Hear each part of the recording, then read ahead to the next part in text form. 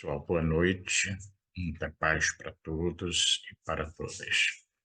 Hoje vamos iniciar as nossas reflexões sobre o capítulo 7 do livro Despertar do Espírito, de Joana de Ângeles.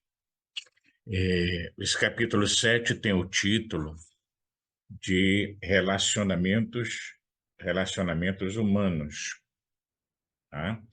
E como a estrutura da obra, normalmente ele é dividido em três itens.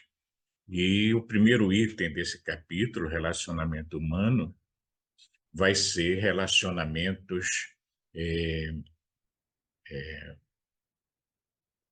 relacionamentos humanos e relacionamentos familiares. Tá? E aí, em seguida, vamos ver relacionamentos entre parceiros ou cônjuges, para vermos, no final, relacionamentos sociais.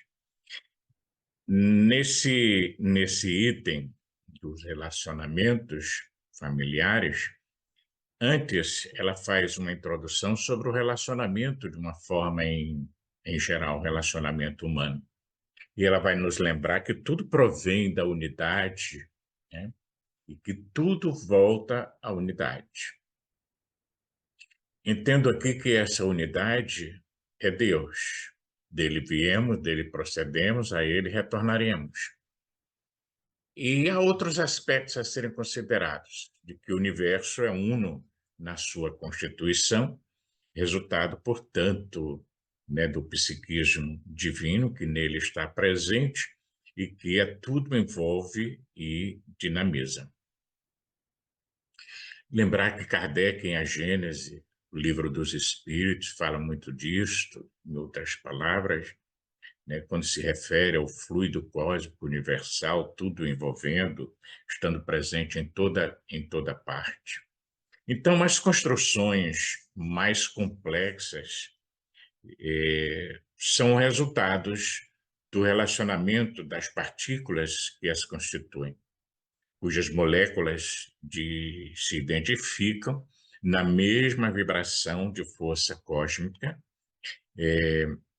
sempre constituídas de microformas que se diluem na energia primitiva que constitui a unidade básica, afirma Joana.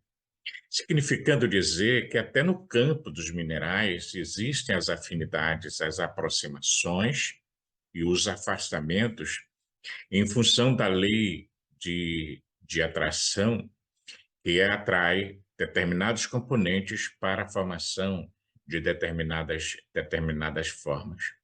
Significando dizer que todos os minerais, né, se aglutinam de átomos e resulta, consequentemente, na variedade, né, infinita de formas através das quais elas vão se apresentar dentro dessas constituições que vemos dentro do nosso universo material, e elas possuem, consequentemente, uma vibração própria, né, e especial. A gente vê isso naquelas fotos fantásticas do pesquisador japonês sobre as moléculas de água, né?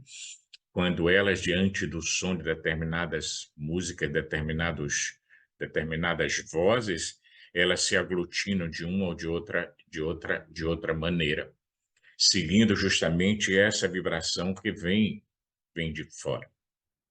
Assim também vai acontecer com os vegetais, que também se relacionam de forma intensa, intercambiando, consequentemente, segundo Joana, vibrações as mais diversas, né?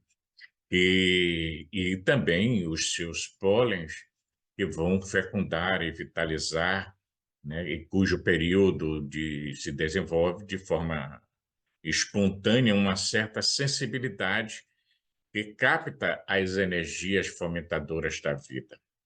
Tanto assim que dentro de nossa cultura popular tem aquela coisa, né, de que as plantas às vezes absorvem as energias, quando boas, das pessoas, assim como absorve as energias ruins. Quantas vezes a pessoa diz assim que a planta estava ali viva, bonita, e a pessoa comenta alguma coisa e no dia seguinte a planta está completamente murcha. Então, faz um certo sentido essas observações dentro da nossa cultura popular.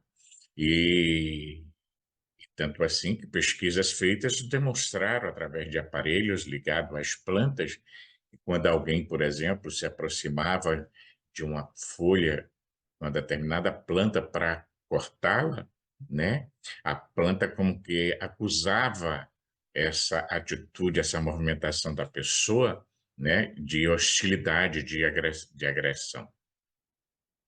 E assim por diante, Joana vai comentando, né, que no mineral, no vegetal, mas que também no mundo animal, agora mais intensamente em razão principalmente da presença dos instintos que os conduzem à manutenção dos impulsos vitais e sem os quais eles se extinguiriam, necessitando-se reciprocamente e ao mesmo tempo preservando com os demais seres viventes o ecossistema.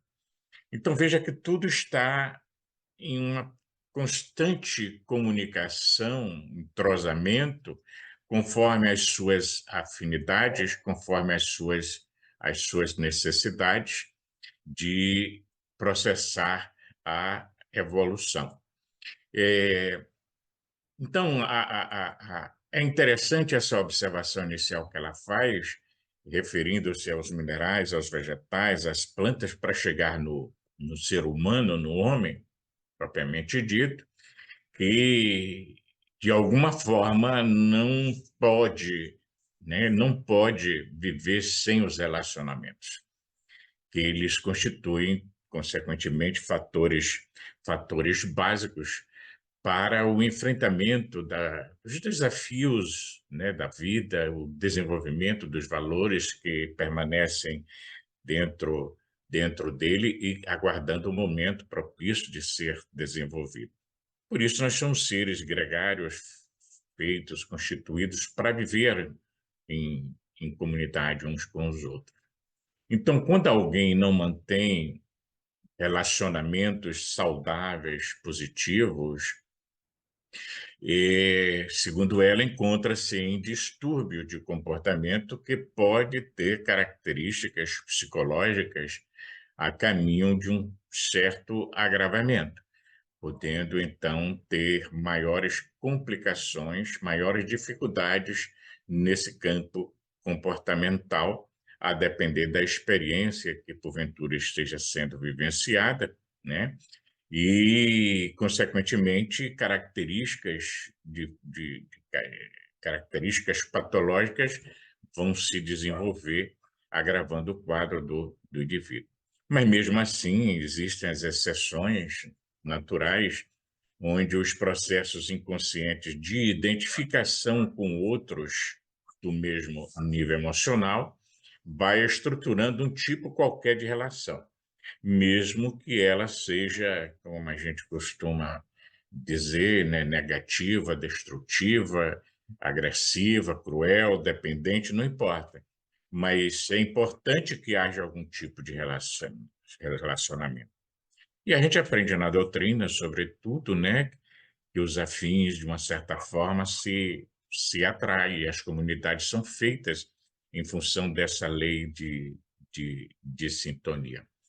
Então, esse mecanismo ele é essencial para a preservação da saúde física, emocional, mental, diríamos também espiritual, em razão de estruturar o comportamento do indivíduo de uma maneira edificante, quando realizado em equilíbrio. Então, ou possibilitar a presença de transtornos de várias ordem, né, se proveniente de reações geradas pela antipatia, pela animosidade, pela agressividade, né, pela, pela energia mais animalizada, primitiva que trazemos e que normalmente se caracteriza como sendo mais agressiva, mais animal, com a predominância, sobretudo, do egoísmo. Então, é um guia para nós, no sentido da construção ou desconstrução, do bem ou do mal, e assim por diante. Então, em tudo há uma resposta, consequentemente unitária, de identificação, tá? Trabalhando em forma de relacionamentos energéticos, vibratórios, chegando então a se apresentar no campo mais ostensivo, visível a nós, que é o campo biológico, o campo físico propriamente dito. Mas poderíamos assim dizer, tudo é vibração, tudo é, é energia, né? E sem essa ocorrência, o sentido da vida desapareceria, né? Então veja vocês que é importante essa dinâmica do relacionamento para podermos dar um sentido à vida, né? E, consequentemente, a, a, a manutenção da nossa saúde em todos os níveis, desde o físico, o emocional, o mental e o mental. Então, na verdade, se isso não acontece, a gente entra numa onda de desarmonia, de desequilíbrio, de adoecimento, tá? Dessa forma, o ser humano ele necessita desse calor afetivo e de outrem, e é mediante justamente essa conquista, né, que amplia o seu campo de emotividade superior e vai desenvolvendo sentimentos que dormem e são aquecidos pelo relacionamento mútuo, quem seja amadurecimento e amor. Lembrando mais uma vez, lá no Evangelho, leis de amor, no início apenas instinto, depois emoções, depois sentimentos, e dos sentimentos, o maior de todos eles, que é o amor. Então, é uma escala progressiva onde saímos do instinto, né, passando a desenvolver justamente as emoções, os sentimentos, e entre esses, o maior de todos eles, que será a culminância do nosso processo de evolução, que é o de aprender a, a amar. Então, esse desejo de contato com o outro, com as expressões mais variadas, inclusive da vida, é que nós vamos aurir alegria, renovação das nossas energias, renovação dos nossos objetivos na vida, por ampliar a nossa capacidade, consequentemente, de amar e de experienciar novas realizações. Então, o fluxo da vida humana se manifesta através dos relacionamentos das criaturas umas com as outras, contribuindo para uma melhor e mais eficiente convivência de ordem social. Então, nas expressões mais primárias do comportamento, o instinto gregário aproxima os seres a fim de os preservar mediante a união da energia que permutam, mesmo que não se deem conta disso. Então, é o que acontece principalmente no próprio mundo animal, né? E também no homem mais primitivo, mas à medida que a razão vai se desenvolvendo, ele vai buscando desenvolver uma capacidade mais sensível para se relacionar. Então, o desafio do relacionamento, consequentemente, segundo ela, Joana de Ângeles, é o gigantesco convite para que a gente possa aprender a amar e, assim, alcançar a plenitude existencial. E não foi à toa que Jesus bateu muito nessa tecla, né? O maior mandamento, amar a Deus sobre todas as coisas, ao nosso próximo, como a nós mesmos. Amai-vos uns aos outros, como eu vos amei, e assim por diante. Então, é impostergável essa proposta de desenvolvimento do nosso self, do nosso eu superior, e no qual está essa semente da vida aguardando as condições necessárias para o seu desenvolvimento, atendendo, consequentemente, a essa fatalidade, né? Poderíamos dizer assim, essa fatalidade da evolução, que é o desenvolvimento dessa capacidade de amar. Então, é importante né, que a gente respeite sempre os valores do outro, a quem nós buscamos, na sua privacidade, nos seus sentimentos, nas suas conquistas e prejuízos, que fazem parte da sua realidade pessoal. É a sugestão para que o relacionamento funcione, né? Em outras palavras, ela sugere aqui que nós deixemos de ser egocêntricos, né, para sermos alguém com uma maior disposição para amar o outro, como o outro é, como o outro se apresenta, e, consequentemente, querendo que o outro lhe seja recíproco na mesma forma de se relacionar, para que a coisa funcione. E aí, ela faz esse introito para chegar nos relacionamentos familiares. E aí ela começa afirmando que a família é o grande laboratório de vivências, né, das mais expressivas de que necessita o ser humano no seu processo de evolução.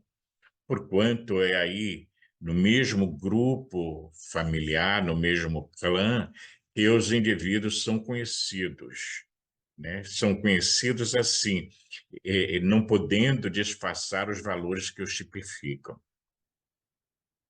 Seria na linguagem psicológica, sim, é dentro do grupo familiar que a gente tira as máscaras, nós somos quem de fato somos.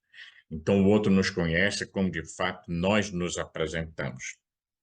Porque na vida social, comunitária, normalmente nós temos a presença da persona, das máscaras que nós utilizamos, porque, inclusive, alguém disse com muita propriedade: se os outros, se nós nos apresentássemos como de fato nós somos, ninguém suportaria a gente.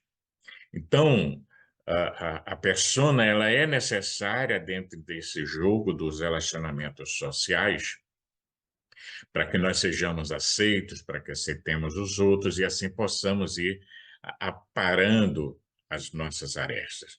Então, aceitos ou repudiados por motivos que procedem normalmente das existências passadas, isso dentro do grupo familiar, né? Esse grupo possibilita o romper dos laços do egoísmo a fim de que a solidariedade e a lídima fraternidade se desenvolvam, né, de uma forma intensa.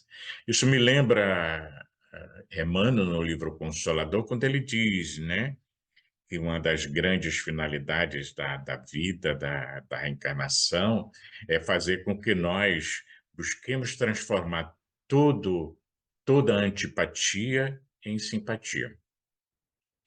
E o maior laboratório para isto é a família, onde antigos conhecidos, amigos se reencontram para fortalecer os laços de simpatia existentes e aqueles que foram inimigos, antipáticos uns aos outros, para que possam ir se desfazendo dessas antipatias, desses ódios, dessas mágoas, desses ressentimentos.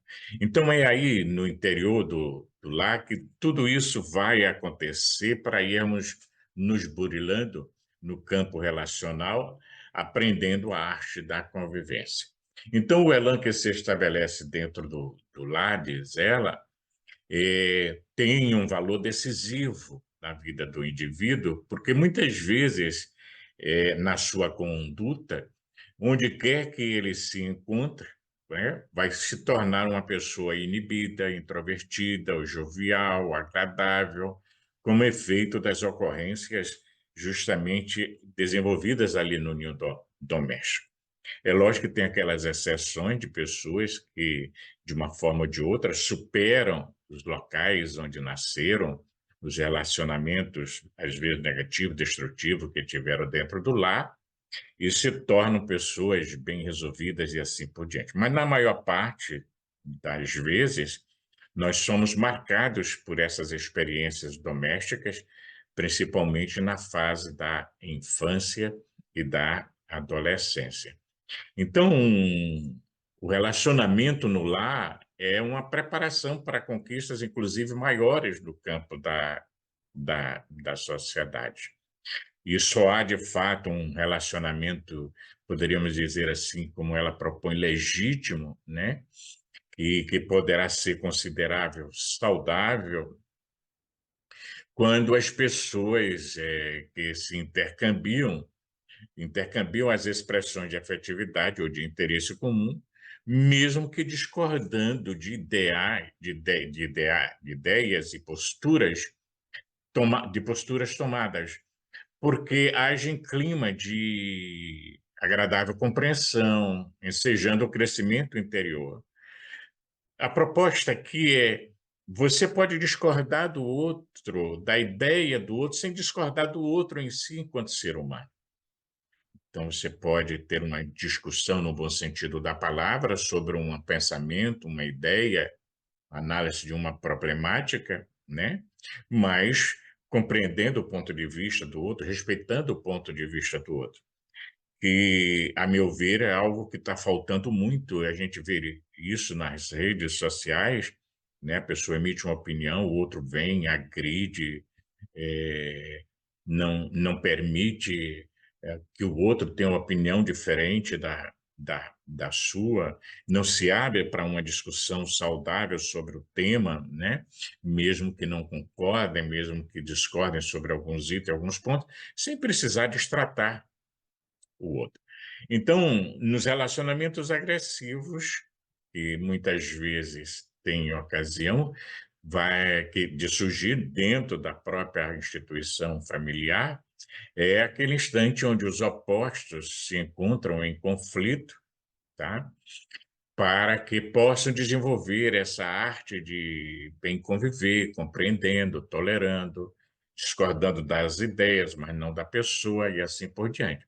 Então, vai se sentindo cada vez mais, diante desse quadro, a impossibilidade de amar, né? E vai se nutrindo de mágoas, de ressentimento, até mesmo de ódios, desejos de vingança, e assim sucessivamente, uns contra os outros, né? Deixando, portanto, transparecer a presença aí constante da mágoa, né, dentro dos seus corações. Então, quando a emoção do amor dentro dos relacionamentos familiares morre, ele vai dar lugar à indiferença. É que é muito difícil, né? Se faz muito difícil, consequentemente, o relacionamento, porque desaparecem as manifestações da vida pulsante e rica de aspirações, diz ela. E não tem coisa pior dentro de um relacionamento quando se chega a esse ponto, né? de, de perder essas emoções do amor, da amizade e deixar surgir essa, essa indiferença pelo outro. Então, mede-se, consequentemente, afirma Joana, o desenvolvimento e a maturidade, inclusive psicológica, da pessoa, quando o seu relacionamento no lar é positivo, mesmo que enfrentando clima de hostilidades, de indiferenças, que o prepara emocionalmente para outros cometimentos na convivência social. Então, a gente vê a história de pessoas notáveis até dentro do nosso movimento, né? Exemplo máximo de Chico Xavier, o próprio Divaldo, que vivenciaram essas experiências, mostrando uma maturidade psicológica, emocional, diante dos entes queridos que os hostilizavam. E que, mais tarde, justamente pelo seu comportamento, aprenderam a amá-los como se apresentavam. Então, é nesse abismo dos conflitos que se apresentam em muitas personalidades enfermas, a gente vai ver o que esse conflito nasce do medo de amar, da desconfiança constante da pessoa por saberem-se não amadas, não queridas, o receio de terem identificadas os seus tormentos íntimos, criam impedimentos a uma relação positiva, construtiva dentro do lar. Portanto, pórtico de sombras que passa a ser para os futuros envolvimentos dentro da sociedade. Por isso, esse Família é esse laboratório onde tudo isso vai sendo devidamente trabalhado, né? Nós somos como um diamante bruto que vai sendo lapidado nesses conflitos, desde quando estejamos abertos à proposta da compreensão, da tolerância, do perdão, né? Da amorosidade, da compaixão.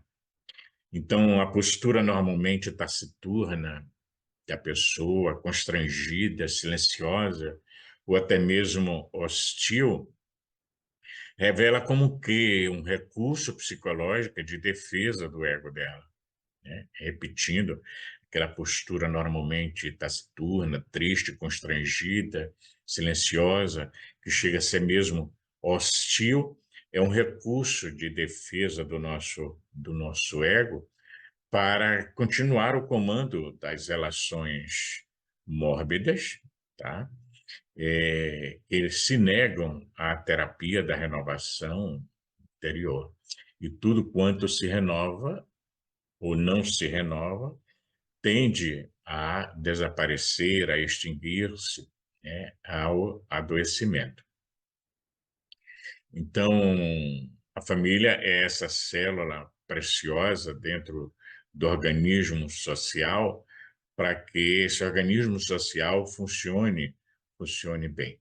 Então, se o instinto animal, o instinto gregário, que predomina no animal e se expande no ser humano, que é um ser pensante, estimula o ego do indivíduo, ainda não doentio, a preservação do clã, gerando apegos que constituem automático recurso de que se utiliza para defesa dos seus. E veja que antes de aprender a amar a humanidade, a gente tem esse aprendizado, né? Amar a nós mesmos, amar os nossos, nosso clã familiar. Então, tudo gira em torno desses interesses até o dia que a gente consegue ou conseguirá amar a todos, lembrando que somos todos irmãos provenientes de uma mesma progenitura, que é Deus, portanto, constituímos a grande família universal.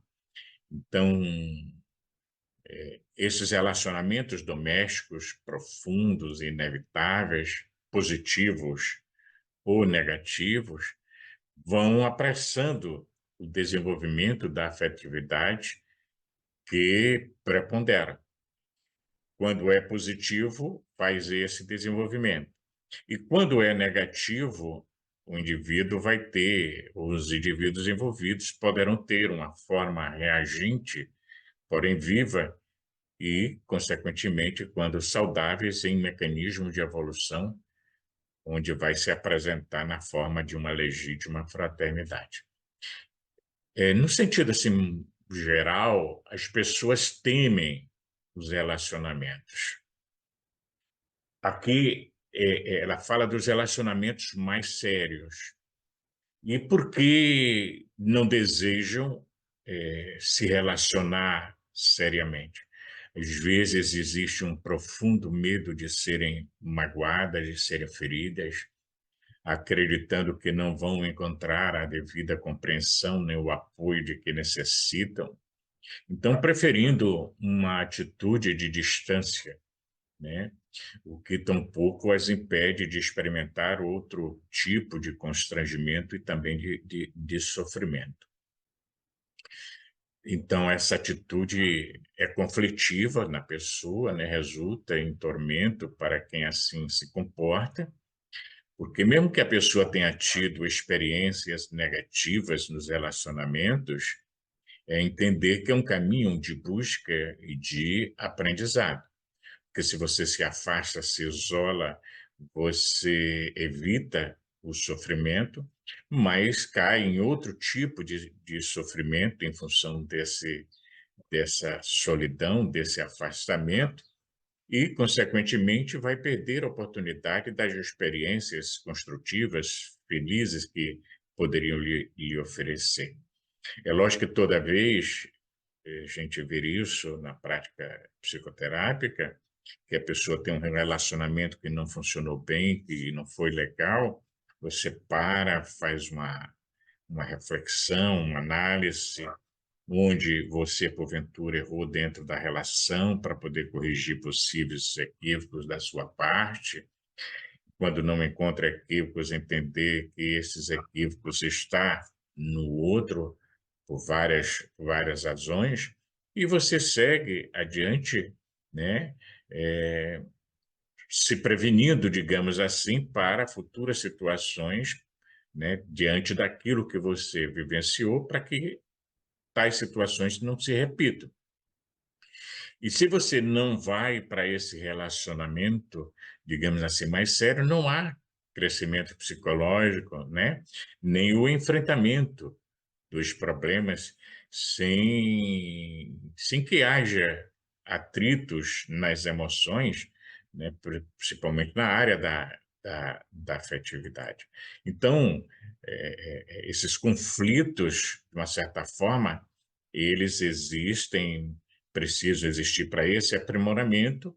Aí é a questão de estabelecer os limites, né, em que esses conflitos podem se dar.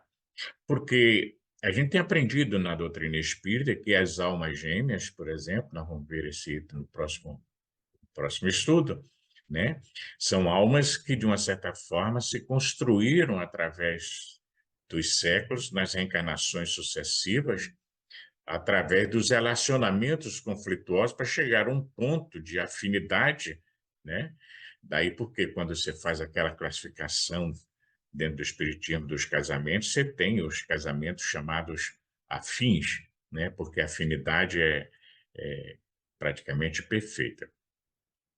Então, quando alguém não consegue evitar os constrangimentos domésticos, porque ah, porque o trem, normalmente aquele a quem deseja ser simpático, se recusa à mudança de atitude hostil, é possível tornar o problema um valioso recurso para a prática da tolerância, né?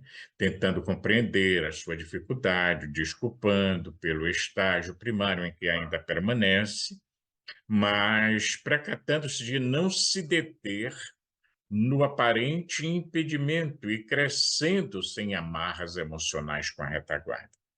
Isso aqui é importante porque ela sugere que a gente desenvolva a capacidade de ter compaixão, de ter compreensão, de ter tolerância, de perdoar o outro, mas que também a gente não pode se deter, né, nesse impedimento apresentado pela hostilidade do outro, que não quer se cuidar, não quer resolver a situação, e aí, né, você não ficar amarrado emocionalmente com essa retaguarda.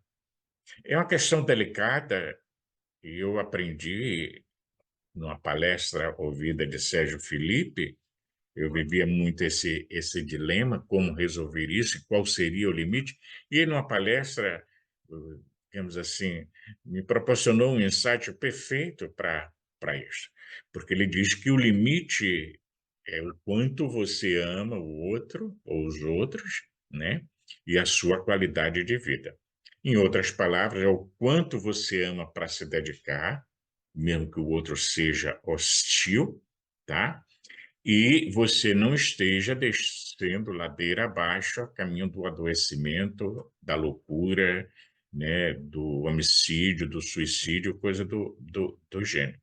E a gente vê aí almas gigantes na capacidade de amar, né, que tolera, ama o outro.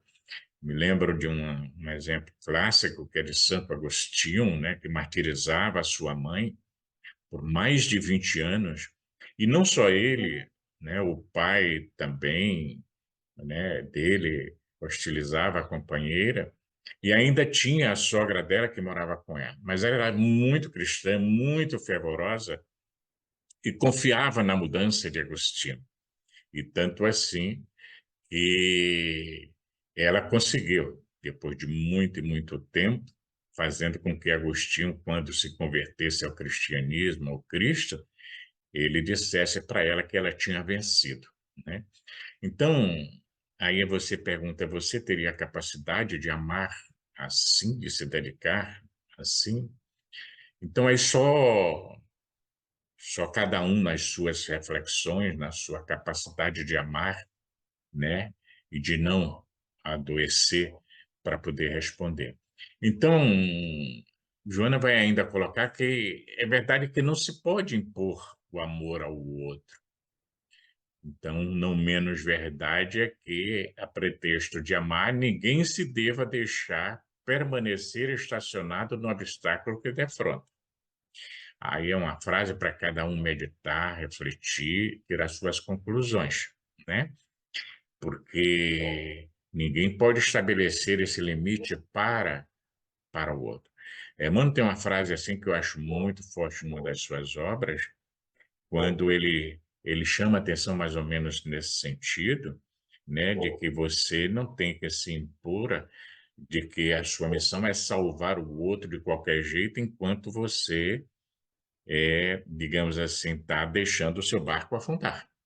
Então aí é uma coisa assim muito particular, muito pessoal, e aí repito, é o quanto você ama e a sua qualidade de vida que vai estar aqui na questão a ser analisada.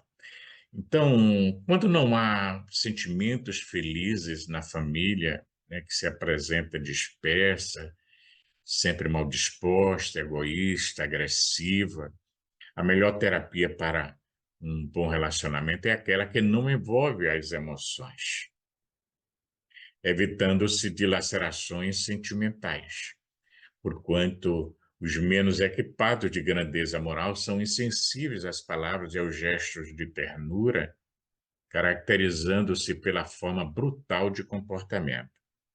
E aí eu tenho visto, às vezes, pessoas assim com uma sensibilidade, vamos dizer assim, mais apurada. Veja bem, gente, quando a gente fala assim, não quer dizer que a pessoa é mais evoluída do que as outras. Ela, de repente, ela é melhor desenvolvida nessa dimensão do seu ser, ok? Mas o que é que eu quero dizer? Então, pessoas assim com acessibilidade mais apurada e que diante de familiares ainda naquele estágio mais primário e que dizem coisas, fazem coisas, têm comportamentos que são agressivos. E se a pessoa não tiver a capacidade de compreender, ela vai se magoando, ela vai se assentindo e podendo chegar à indiferença ou até mesmo ao ressentimento. Então, é interessante a gente poder olhar assim, mesmo dentro da família, olhar a todos como espíritos em evolução, como nós também o somos, né? Buscar respeitar cada um na sua posição evolutiva, no seu grau, nível de consciência. Se nós já avançamos mais um pouco nessa área, nós vamos ajudar com os recursos que tivermos disponíveis, né? Para que dentro dessa fornalha, né, da família, possa ir se amoldando o caráter, a personalidade da pessoa de uma forma mais construtiva, mais positiva, né? Porque o lar, desse modo, é essa oficina de crescimento moral e intelectual e também espiritual, e que deve ser aprimorado sempre, abrindo espaço cada vez mais para tornar-se célula eficiente da nossa sociedade. Então, meditemos, pensemos nas propostas trazidas por ela, e de hoje a 8 a gente vai conversar sobre os relacionamentos com parceiros ou cônjuges. Até de hoje a 8, muita paz para todos.